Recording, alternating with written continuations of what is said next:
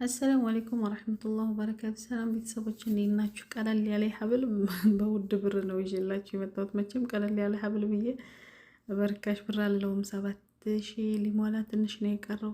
እንደምታዩት ወርቁ ትክክለኛ ሂሳቡ 5800 ምናምን ነው፣ ግን እስከ ዳሪባው 6750 ነው የከፈልኩት። እኔ እንጃ ለምን 6720 ብር ብሎ ነው መሰለኝ ፋቱራውን የጻፈው። ሙራም ላይ ላም ፋቱራውን አስተውሉት። በጣም ነው ደስ ያለኝ።